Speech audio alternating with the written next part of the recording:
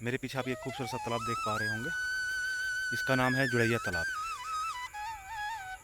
ये अपने आप में काफ़ी रहस्य समेटे हुए है, खूबसूरत भी है। लेकिन इसका जो इतिहास रहा है, इसके पहले बहुत ही ज़्यादा दर्दनाक और भयानक था। बड़ी दर्दनाक सी कहानियाँ और इसकी भयावहता के भी जो किस्से हैं कि इसके पीछे लोग डर भी जो है फैलाते हैं। तो हम लोगों के बचपन के डर के किस्सों में एक ये भी था। जैसे हम लोग बात करते हैं कि हमारे बचपन में हम लोगों को कैसे डराया जाता था, मम्मी पापा कैसे डराते थे। तो उस चीज़ को लेके हम लोग ये सोच रहे हैं कि जब बड़े हो गए तो उस चीज़ पे हंसी आती है कि हम लोग कैसे किन किन चीज़ों से डराए जाते थे ताकि हम लोगों को नुकसान ना पहुँचे। वो भी उनका प्यार ही रहा होगा, वो हमारी सलामती चाहते होंगे। फिर कई लोगों के साथ कुछ ऐसी अनहोनी हो जाती है जिसको अब आप एक संयोग ही कह सकते हैं। लेकिन अब वो होता तो है ही ना, इसलिए तो कुछ न कुछ कहानियाँ होती हैं हर स्थान के पीछे, हर घटना के पीछे। जैसे कहते हैं ना कि बिना आग के धुआं नहीं होता, तो ये चीज़ है कि आपको बिना किसी कारण के कोई बात नहीं होती। तो अब आपको इसके बारे में सारी जानकारी देते हैं। जो भी खेत है इसी से सींचे जाते हैं। तो इसके पीछे का इतिहास बड़ा ही दर्दनाक, भयावह और रोमांचित कर देने वाला और कभी कभी सोचने को भी मजबूर करने वाला है। तो हम लोग बचपन में यहाँ पे जब आते थे तो पापा या घर के लोग जो कहते थे कि तालाब पे नहीं जाना है, वहाँ पे ऐसा कुछ ऐसा। तो अब उन चीज़ों को लेकर जब हम लोग बच्चे थे तो डरते थे। अभी उन चीज़ों को सोच के हंसी आती है। खैर मुझे अपनी ज़िंदगी में कोई ऐसा आभास नहीं हुआ, लेकिन ये लोगों में कहानी प्रचलित होती थी कि वहाँ पे ऐसा है, वहाँ पे वैसा है।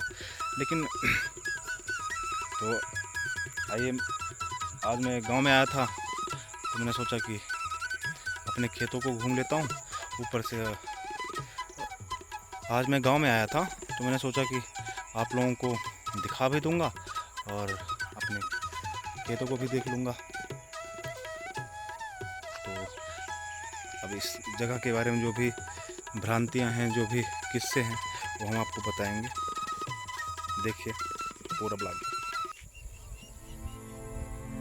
जुड़ैया तालाब, इसका नाम है जुड़ैया तालाब,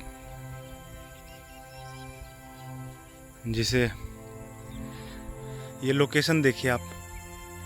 ये धान के हरी भरी फसल जो कि अब पकने के लिए तैयार है। मेरे गांव की बड़ी सुंदर सी लोकेशन है ये मेरे खेत है।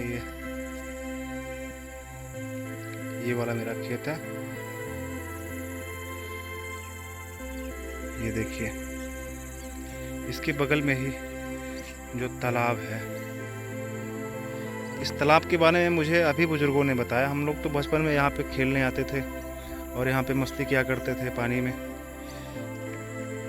तो अभी रिसेंटली एक बुजुर्ग से बात हो रही थी इस तालाब के बारे में, तो इसका बड़ा एक स्याह पक्ष जो है एक मुझे सुनने को मिला कि बहुत पहले महामारी होती थी, जैसे हैजा और जो भी बाकी महामारी होती थी। तो जब जो व्यक्ति असाध्य हो जाता था, जिसके ठीक होने की आशा खत्म हो जाती थी, तो उसको लाके ना इसी तालाब में फेंक दिया जाता था। तो बेचारा धीमे धीमे करके अपनी मौत मर जाता था।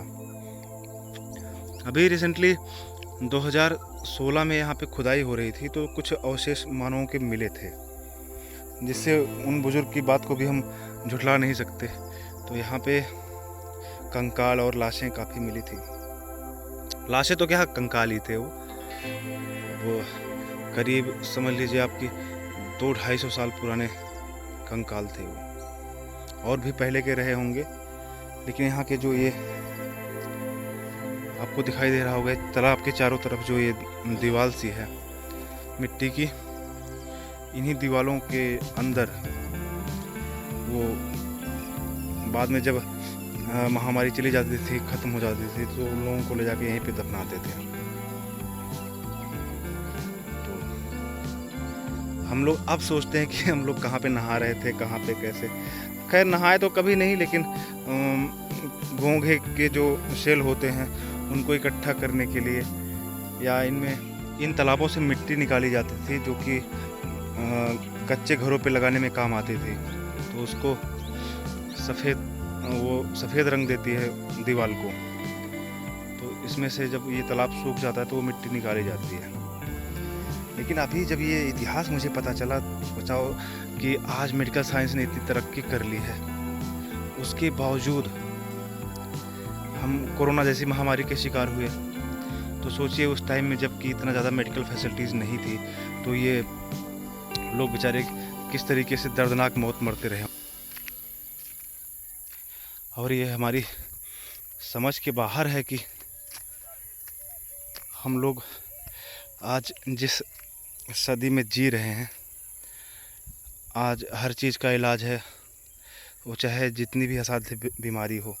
लेकिन सोचिए जो लोग अपनों को खोते रहे होंगे, जो अपनों को मरने के लिए छोड़ दिया करते होंगे, या जो लोग अपने परिवार को सेफ रखने के लिए खुद ही घर छोड़ के यहाँ पे चले आते होंगे, बस एक इंतज़ार में कि कब मृत्यु हो जाए और वो ये नरक से बदतर जो ज़िंदगी है वो उसको छोड़ सकें, उससे मुक्ति पा सकें।